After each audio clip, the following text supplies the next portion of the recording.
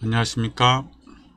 이 시간에는 하나님의 영광을 나타내심이라는 제목으로 말씀을 나누겠습니다. 마태복음 1장 23절입니다. 보라, 처녀가 잉태하여 아들을 낳을 것이요 그 이름은 임마누엘이라 하리라 하셨으니 이를 번역한즉 하나님이 우리와 함께 계시다 함이라. 우리를 구원하기 위하여 이 땅에 사람으로 오신 예수님의 이름을 임마누엘이라고 말씀하고 있습니다. 임마누엘은 하나님이 우리와 함께 계시다, 우리와 함께 계시는 하나님이라는 의미입니다. 예수님은 우리와 함께 계시는 하나님이십니다. 이 사실은 우리에게 위로가 되기도 하고 용기도 됩니다. 그리고 우리가 임마누엘이신 예수님을 알면 우리를 구원하시기 위해서 하나님께서 준비하신 구속의 경륜을 조금 더 잘 이해하고 또 우리의 믿음이 더 확실한 믿음이 될 수 있고, 그리고 무엇보다도 하나님에 대한 올바른 지식을 가질 수가 있습니다. 오늘은 성경과 시대의 소망 1장을 통해서 임마누엘이신 하나님에 관해서 살펴보겠습니다. 오늘 제가 인용하는 모든 성경절과 말씀들은 거의 대부분 시대의 소망 1장에서 인용한 것입니다. 제가 이 사실을 말씀드리는 이유는 우리도 말씀을 읽고 또 생각하고 또 살피고 연구를 하면 누구나 진리를 이해할 수 있고 또 자신이 읽은 깨달은 이 말씀들을 나눌 수 있다는 사실을 알려드리기 위해서입니다.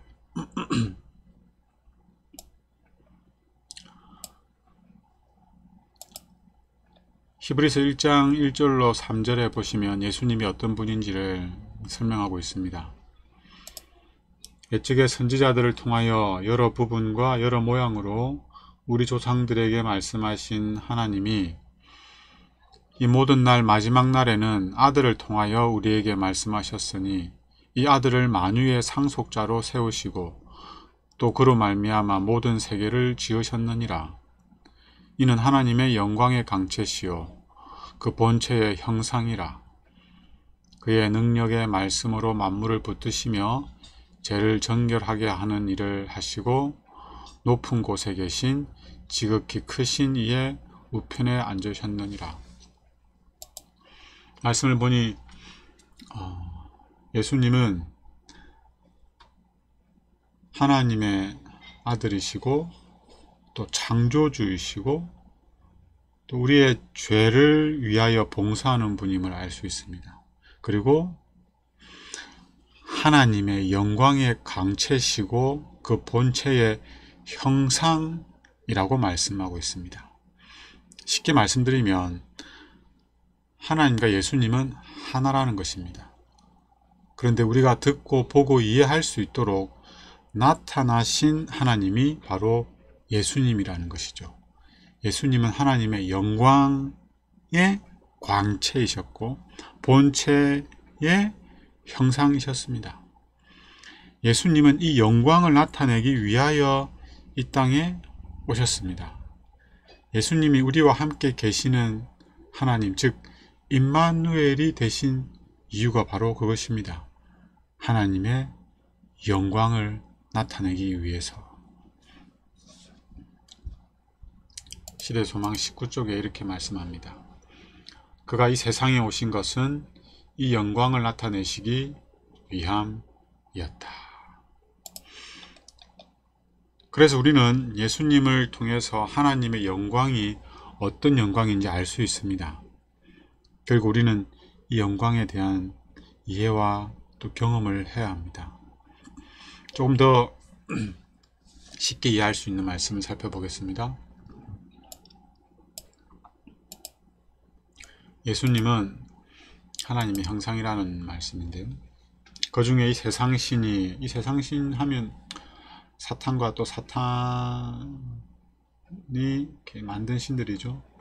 이 세상신이 믿지 아니하는 자들의 마음을 혼미케 하여 그리스도의 영광의 복음의 강체가 비치지 못하게 함이니 그리스도는 하나님의 형상이니라. 여기 보니까 세상의 신이 사람들의 마음을 혼미케 해서 목적하는 바가 뭡니까?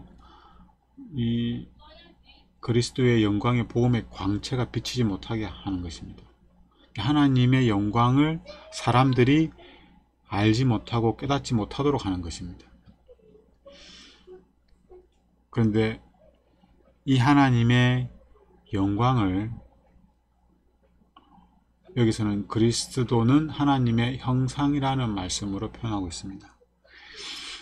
하나님의 영광은 그리스도의 형상으로 나타납니다. 그러니까 예수님은 하나님의 형상이십니다. 한 말씀 더 보겠습니다. 그는 보이지 아니하시는 하나님의 형상이요 모든 창조물보다 먼저 나신 자니. 예수님은 하나님의 형상이고, 그래서 우리는 예수님을 통해서 하나님을 알고 이해할 수가 있습니다. 즉 예수님의 형상을 통해서 하나님의 영광을 우리가 알 수 있다는 거죠. 고린도후서 4장 6절 말씀 보겠습니다. 어두운 데서 빛이 비치리라 하시던 그 하나님께서 예수 그리스도의 얼굴에 있는 하나님의 영광을 아는 빛을 우리 마음에 비추셨느니라. 하나님의 영광을 아는 빛을 우리 마음에 비추셨는데 누굴 통해서요? 예수 그리스도를 통해서 비추셨습니다. 예수님의 얼굴에 있는 하나님의 영광을 아는 빛을 우리 마음에 비추셨다는 것입니다. 우리는 예수님을 통해서 하나님을 알 수가 있습니다. 우리가 예수님을 통해서 하나님을 올바르게 안다면 우리의 믿음 또한 올바른 믿음이 될 것입니다. 그래서 우리가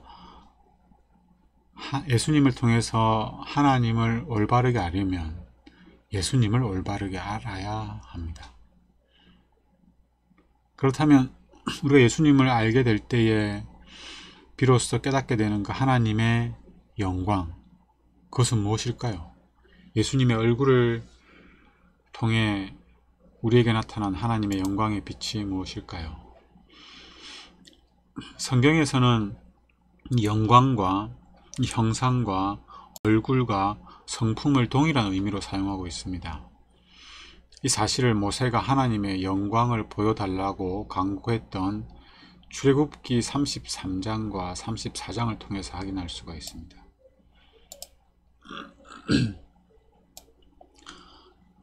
제가 읽겠습니다. 모세가 이르되 원하건대 주의 영광을 내게 보이소서. 모세가 하나님에게 주의 영광을, 하나님의 영광을 내게 보이소서라고 하니 하나님께서 말씀하시죠. 내가 내 모든 선한 것을 내 앞으로 지나가게 하고 여호와의 이름을 내 앞에 선포하리라. 나는 은혜를 베풀 자에게 은혜를 베풀고 긍휼히 여길 자에게 긍휼을 베푸느니라. 또 이르시되 내가 내 얼굴을 보지 못하리니 나를 보고 살 자가 없음이라. 여호와께서 또 이르시기를 보라, 내 곁에 한 장소가 있으니 너는 그 반석 위에 서라. 내 영광이 지나갈 때에 내가 너를 반석 틈에 두고 내가 지나도록 내 손으로 너를 덮었다가 손을 거두리니 내가 내 덕을 볼 것이요 얼굴은 보지 못하리라. 모세가 하나님께 하나님의 영광을 보여달라 하니 하나님께서 그래, 내가 내 모든 선한 것을 보여주겠다. 내 이름을 선포하겠다. 그러나 너는 내 얼굴을 보지 못할 것이다.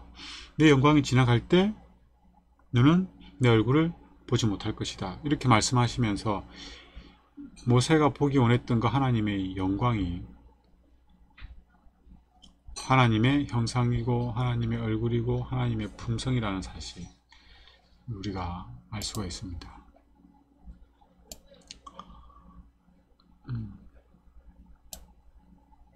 출애굽기 34장 5절로 9절 말씀을 보면 더 명확해지죠. 모세가 보여달라고 했던 거 하나님의 영광을 이제 보여주는 장면인데요. 여호와께서 구름 가운데 강림하사 그와 함께 거기 서서 여호와의 이름을 선포하실세. 여호와께서 그의 앞으로 지나시며 선포하시되, 이름을 선포하시죠. 자비롭고 은혜롭고 노하기를 더디하고 인자와 진실이 많은 하나님이라. 인자를 천대까지 베풀며 악과 가실과 죄를 용서하리라.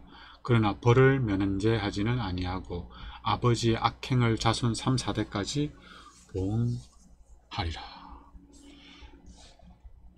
하나님께서 영광을 보여주시겠다고 하시면서 얼굴을 보지 못하겠다고 말씀하시죠.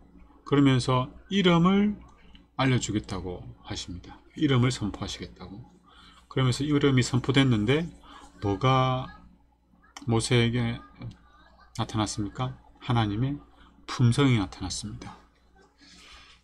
굉장히 인상적인 장면이죠. 8절 9절을 보면 모세가 하나님의 영광, 즉 하나님의 품성을 보고 나서 급히 땅에 엎드려 하나님을 두려워하는 반응을 합니다. 그리고는 백성들의 죄를 사하여 달라는 간구를 하게 되죠.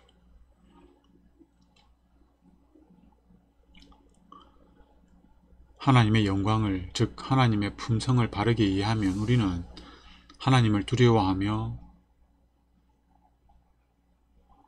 우리 죄를 깨닫고 또 우리 죄를 용서해 달라는 회개를 하게 됩니다. 이 참된 회개죠. 모세가 하나님의 영광을 보았을 때 가진 두려움을 이스라엘 백성들도 경험하게 됩니다. 바로 모세를 통해서죠.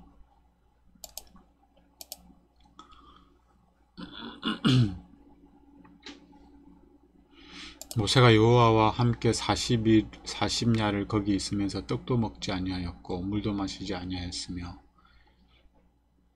여호와께서 언약의 말씀 곧 십계명을 그 판들에 기록하셨더라.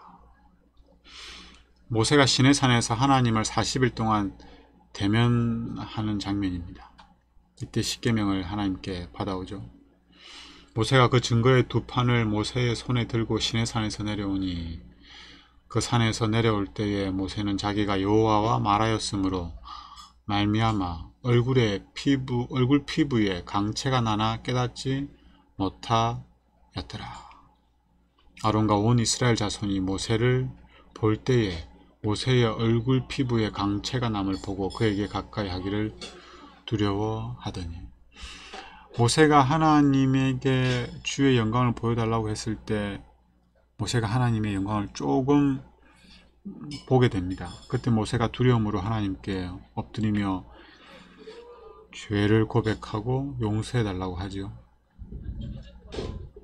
근데 이 동일한 반응이 모세를 본 이스라엘 백성들에게도 나타납니다.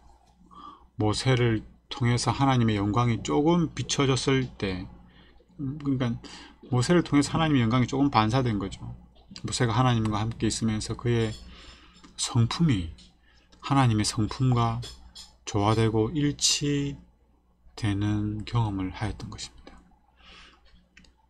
이 하나님의 성품을 닮은 모세를 통해서 하나님의 영광이 조금 비치니까 이스라엘 백성이 어떻게 했습니까? 다 두려워하였습니다. 이 두려움을 성경에서는 경외심이라고 그럽니다. 하나님을 경외하라 할 때 그 경외심. 사실 우리에게는 이 경외심이 필요합니다. 하나님에 대한 두려움. 이게 회복될 때만 우리가 참된 순종을 할 수가 있습니다. 즉 참된 믿음을 소유할 수가 있다는 거예요. 그러나 하나님의 사랑이 오해되어지고 또 하나님에 대한 이 경외심이 많이 감소되어서 우리의 믿음도 우리의 순종도 온전하지 못하게 되는 거죠.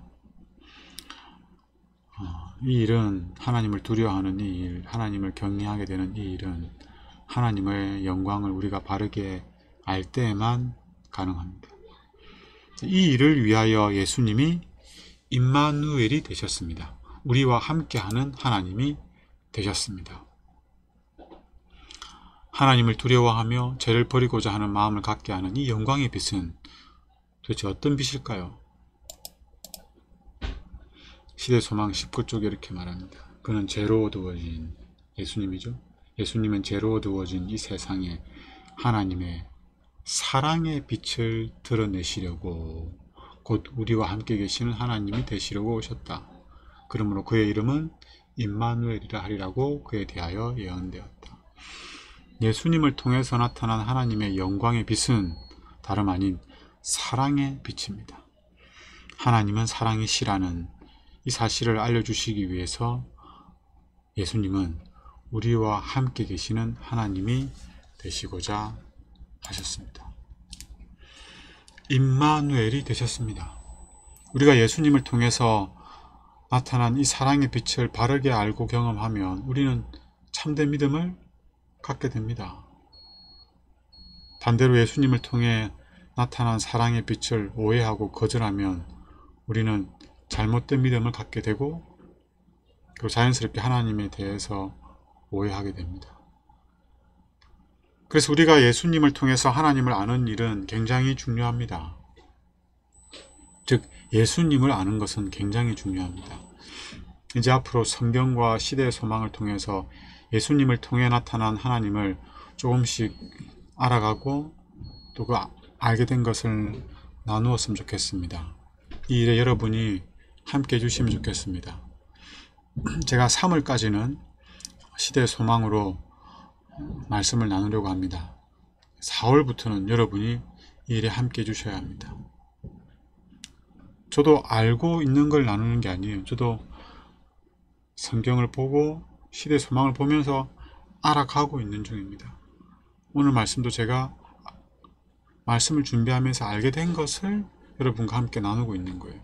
여러분도 이러한 시간들을 꼭 가지시길 바랍니다. 저는 업이 이거기 때문에 또 시간을 내서 이렇게 하는 것이 당연하지만 여러분은 생업에 종사하시면서 또 말씀을 살펴야 되는 것이 쉽지 않은 줄 압니다. 그러니까 1년에 딱 2번만 이라도 이 말씀을 준비하기 위해서 말씀을 깊이 한번 살펴보시기 바랍니다. 정말 여러분에게 큰 유익이 될 것입니다. 지금부터 시작하십시오.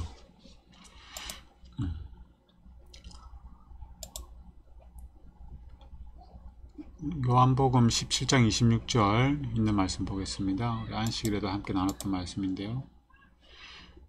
예수님이 하나님께 기도하는 내용 중에 일부죠. 내가 아버지의 이름을 그들에게 알게 하였고 또 알게 하리니 이는 나를 사랑하신 사랑이 그들 안에 있고 나도 그들 안에 있게 하려 함이니이다. 예수님이 제자들에게 아버지의 이름을 알게 하였고 또 알게 하시겠다고 하셨습니다. 이 아버지의 이름이 의미하는 바가 뭡니까? 하나님의 품성입니다. 하나님의 영광이죠. 넓은 의미로 말하면 하나님의 영광, 하나님의 품성, 그리고 하나님의 계획, 하나님의 목적, 하나님에 대한 모든 것들을 제자들에게 알려준 것입니다. 예수님이 제자들에게 하나님을 알려주었습니다. 왜요? 왜냐하면 하나님을 알게 될 때, 바르게 알게 될 때 비로소 참된 사랑이 무엇인지 알 수 있기 때문입니다. 그리고 하나님을 알게 될 때에 그 사랑을 경험할 수 있기 때문입니다. 그리고 예수님을 정말로 믿을 수 있기 때문입니다. 하나님의 이름을 알게 하신 이 은혜가 우리에게도 있었으면 경험되었으면 좋겠습니다. 사실 이것은 온 우주가 관심을 갖고 알고 싶어하는 진리입니다.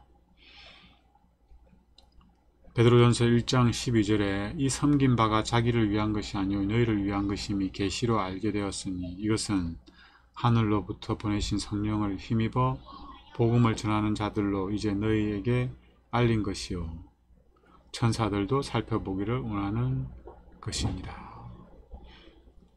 이와 관련해서 시대소망에서 이렇게 말합니다. 이러한 계시가 주어진 것은 이 세상의 인간만을 위한 것이 아니었다. 예수님을 통해서 하나님을 나타낸 이 계시를 말하는 겁니다. 이 작은 세계는 우주의 교과서이다. 하나님의 놀라운 은혜의 목적, 즉 구속하시는 사랑의 신비는 천사들도 또한 살피기를 원하는 주제로서 무궁한 시대를 통하여 그들의 연구 주제가 될 것이다. 구속받은 자들이나 타락하지 않은 자들 모두 그리스도의 십자가에서 그들의 과학과 노래를 찾게 될 것이다.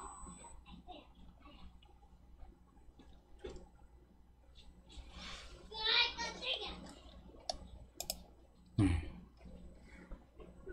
예수님을 통해서 계시되어진 이 하나님, 그리고 예수님을 통해서 나타난 하나님의 놀라운 은혜의 목적, 구속하시는 사랑의 신비, 이 구속의 경륜들은 온 우주가 알기를 원하는 것입니다. 그리고 우리가 하늘나라 가서도 계속 배워나갈 주제가 됩니다.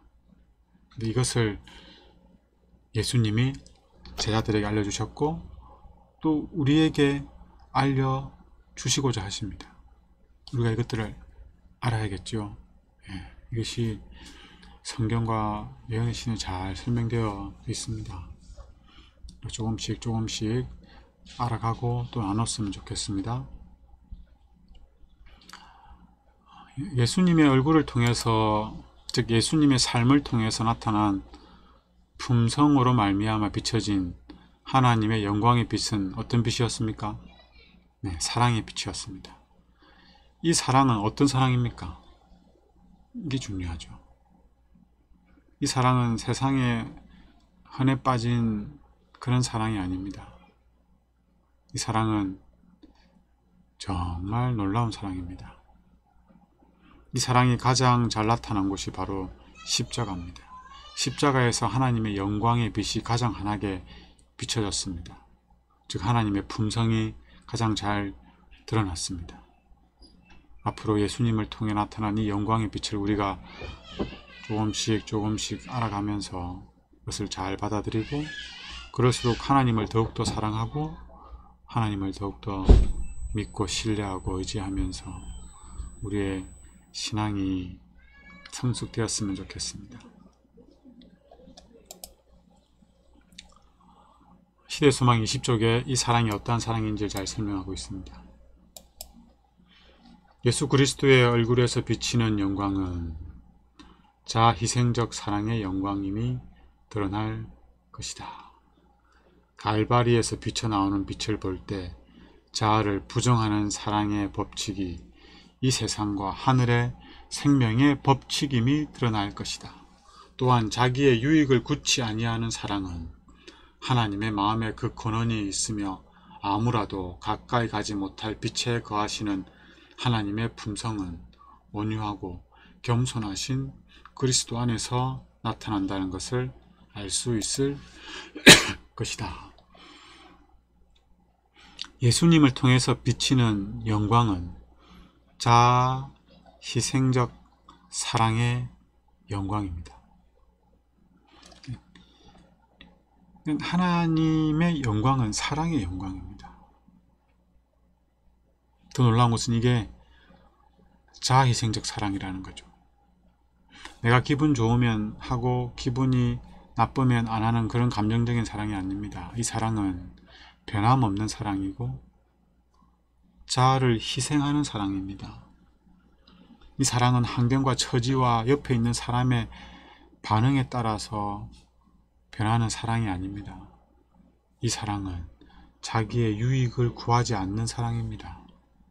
우리가 이 사랑을 알고 경험하게 된다면 이 사랑만이 우리를 살리고 또 우리 곁에 있는 사람을 살리는 생명의 법칙이라는 사실도 알게 될 것입니다.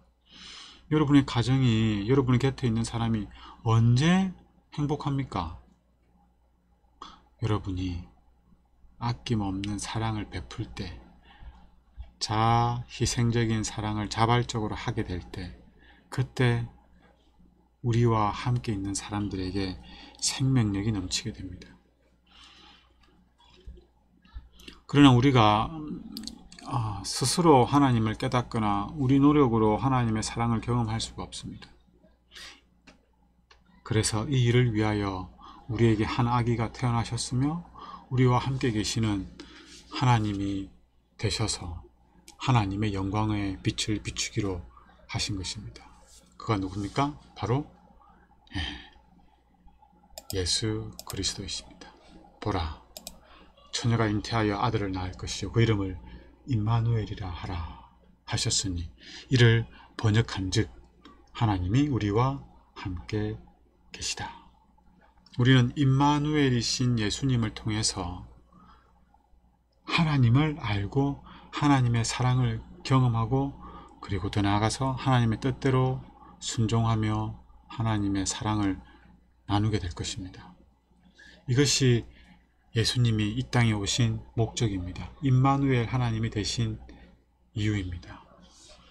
우리는 이제 앞으로 예수님을 통해서 하나님을 더 자세하게 분명하게 알아갈 것입니다.